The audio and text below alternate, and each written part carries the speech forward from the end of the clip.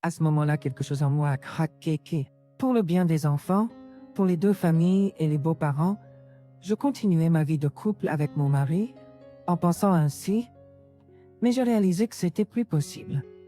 Je l'ai assez. S'il te plaît, divorce-moi. Quand j'ai clairement prononcé ces mots, mon mari a momentanément montré une expression surprise. Cependant, il est rapidement revenu à son expression méprisante habituelle, me regardant de haut en ouvrant la bouche. Divorce, c'est plutôt comme un rêve devenu réalité. Une femme comme toi n'a aucune valeur. Tu es sérieuse en disant ça? Évidemment non. Au fait, tu seras celle qui soutiendra les enfants au bord d'une falaise. Je ne paierai pas de pension alimentaire. C'est bien, je comprends. J'ai accepté volontiers la demande de mon mari et j'ai quitté la maison.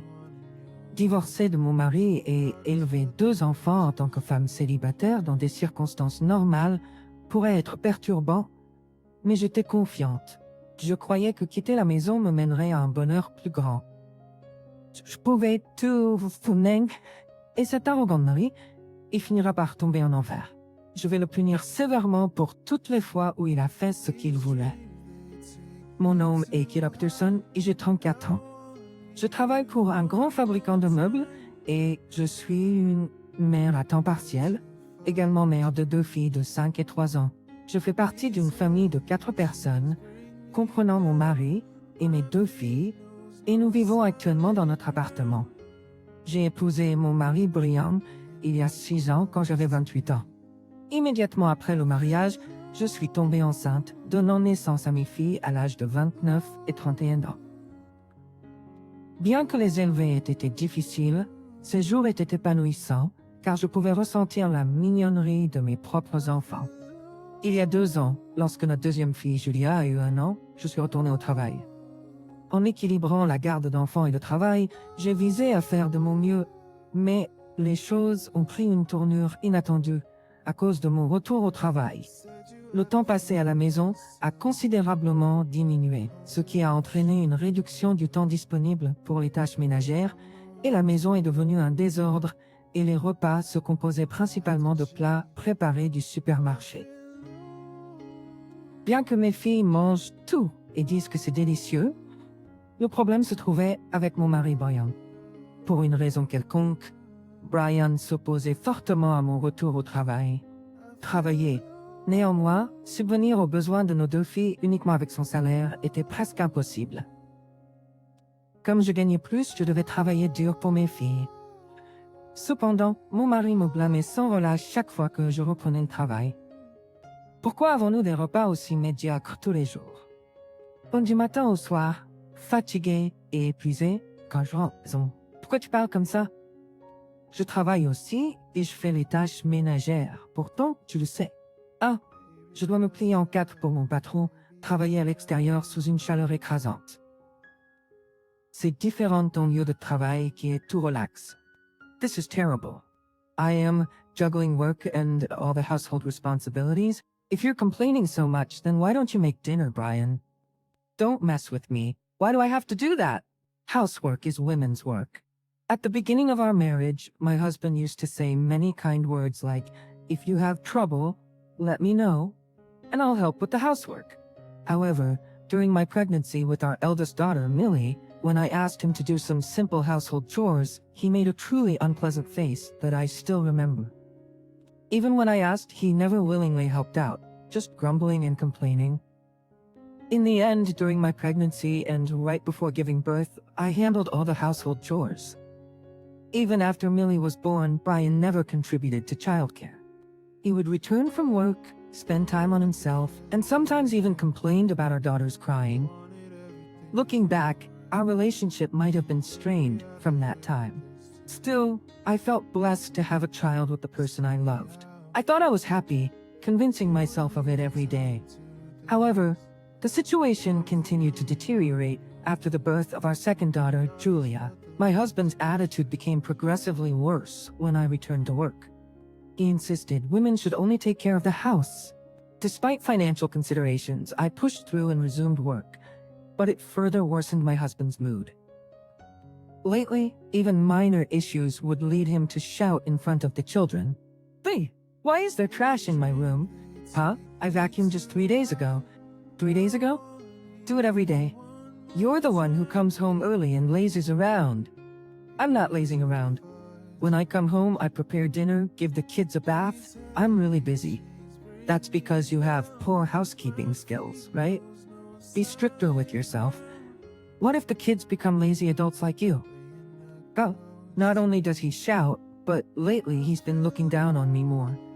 The daughters may not fully understand the meaning of their father's outbursts, but they can sense the tension between their parents. I asked him again and again, if you want to say something, do it when the children aren't there, but he would not listen to me. In the end, I was scolded and belittled every day. I could only try desperately to hold back my tears so as not to worry my daughters.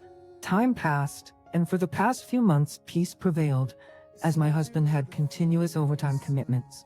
Still, to avoid complaints, I regularly cleaned his room, and during one vacuuming session, I found something under the bed.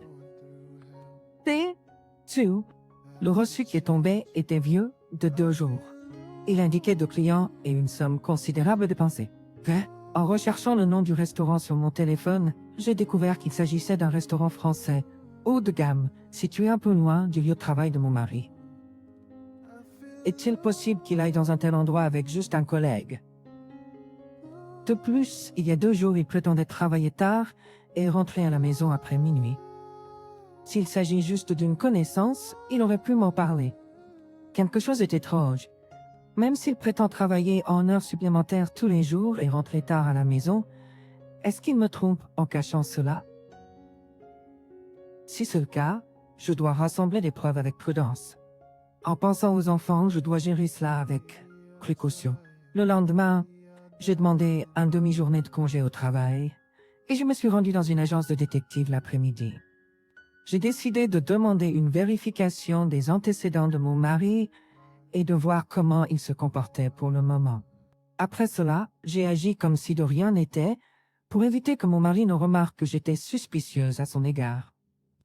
2 semaines plus tard, lorsque je suis allée entendre les résultats de l'enquête, comme je m'y attendais, le résultat était mauvais. Dans un me trompait, l'autre personne est une collègue plus jeune dans la même entreprise et elle a apparemment un fiancé. Mon mari, sous prétexte de travailler en heures supplémentaires, entretenait une relation amoureuse avec une femme sur le point de se marier. Certaines des preuves photographiques que m'a données l'enquêteur allaient de se promener bras dessus, bras dessous, à s'embrasser dans la rue. En fait, il y avait même des photos claires d'eux entrant dans des endroits louches. Malgré mes sentiments pour mon mari qui se refroidissait, j'étais toujours choquée. Je n'aurais jamais pensé qu'il me trompait vraiment. Je le soupçonnais, mais quand la réalité vous frappe comme ça, c'était dur. Mais pour Millie et Julia, je dois faire quelque chose. Avec des preuves de l'affaire, j'ai lentement commencé à me préparer pour ce qui allait arriver, sans que mon mari ne le sache. Pour être prête à tout, j'ai commencé à faire mes bagages avec le strict minimum. Pendant environ 1 mois, tout en préparant progressivement le divorce, mon mari, qui ne savait rien, continuait son comportement désordonné. Tu es un échec, tu es une épouse stupide, notre mariage était une erreur, etc.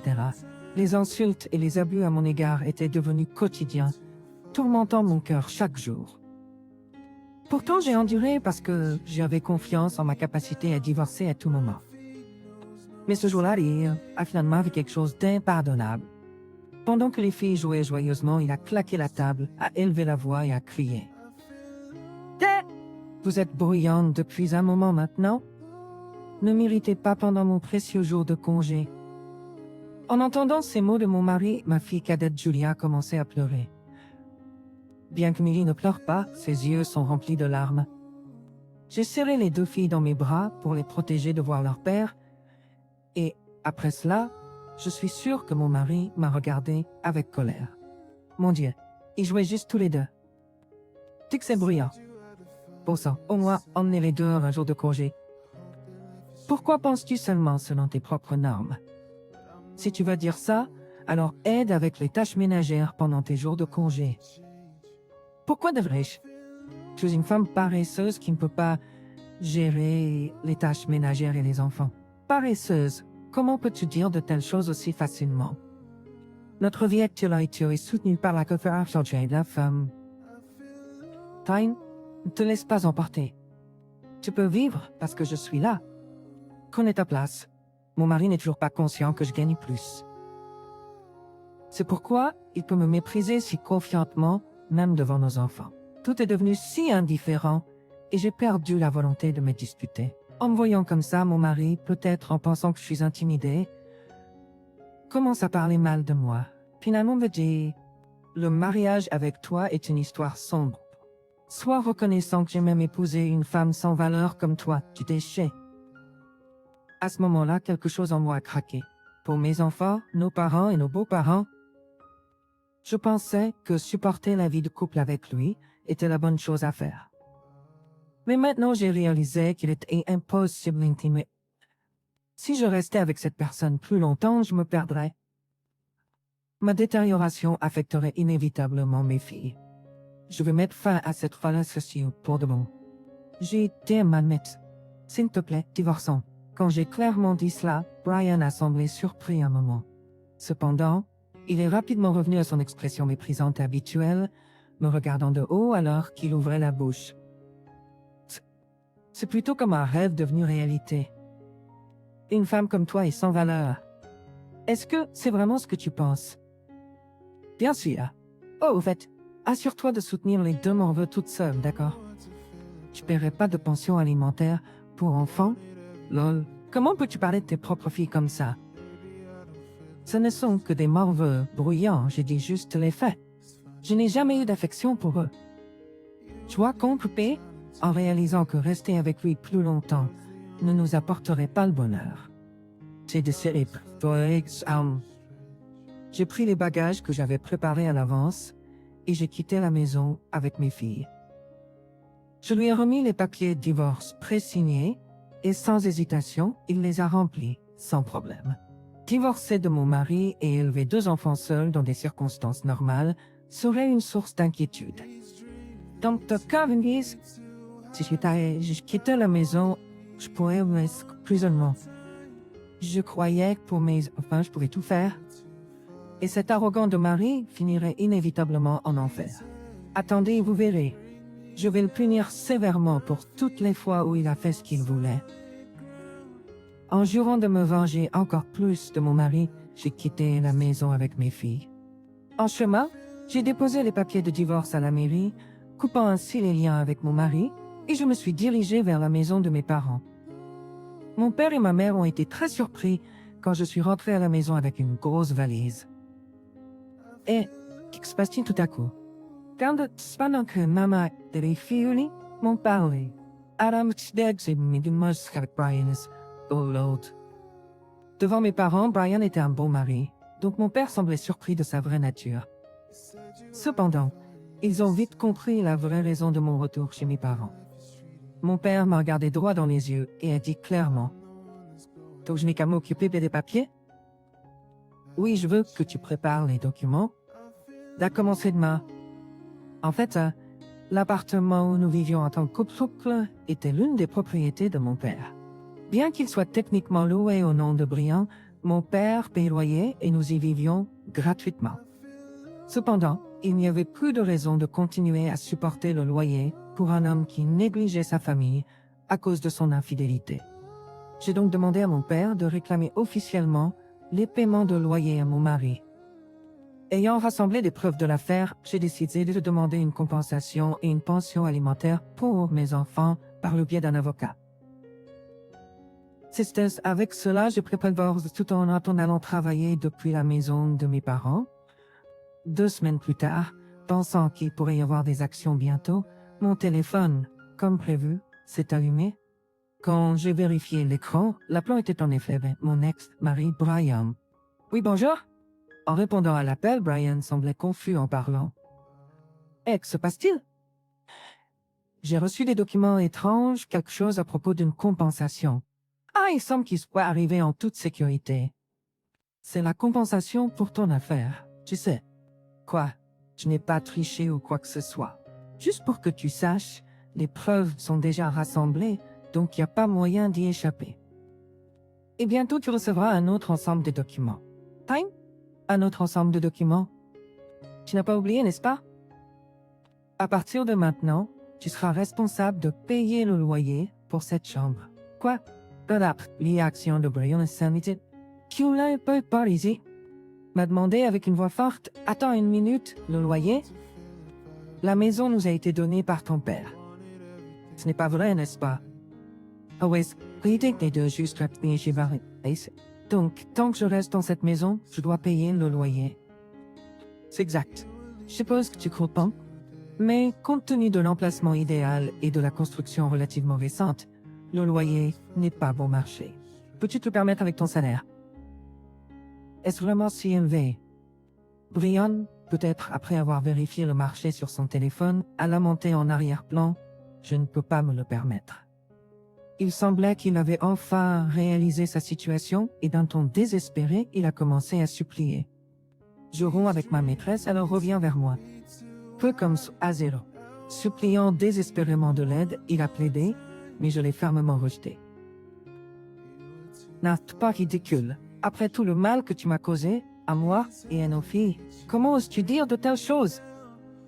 Comprends-tu vraiment ce que tu as fait? Je ne peux pas te pardonner d'avoir négligé notre famille plus que n'importe quelle liaison. Eh bien, je suis désolé. Je m'excuse.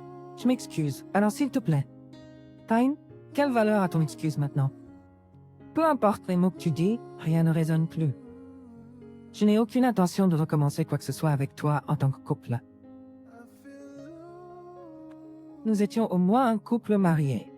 Une famille, non? Qui a dit à nos filles que je n'avais jamais eu d'affection pour elles? Je suis devenu résolu avec ces mots.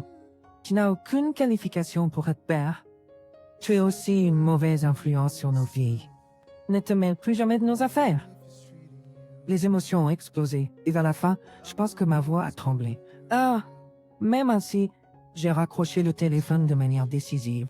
Plus tard, Brian a par déménagé d'un bail dans un autre. Malheureusement, sa relation a été exposée au fiancé de sa maîtresse et il a dû faire face à une autre demande de compensation. Ironiquement, la femme impliquée dans l'affaire a choisi de se réconcilier avec son fiancé, pas avec Brian. Tout ce qui restait pour Brian était une compensation pour 2 personnes et une pension alimentaire jusqu'à ce que nos filles atteignent l'âge adulte. Il est probable que son pas soit exposé au travail. Il est presque impossible pour lui de continuer son style de vie insouciant. Même ainsi, je n'ai provoqué aucune sympathie. J'espère qu'il souffrira autant que possible à partir de maintenant. D'un autre côté, je passe mes jours heureux avec mes filles, avec le soutien de mes parents à la maison. Le trajet prend un peu de temps, mais rien n'est plus rassurant que le soutien de mes parents. Mes parents accueillent mes filles avec des sourires chaque jour. Les sourires de mes filles augmentent et je suis convaincu que mon choix n'était pas faux. Je suis reconnaissant envers mes parents de nous avoir accueillis si chaleureusement et je veux continuer à verser beaucoup d'amour dans mes filles à l'avenir.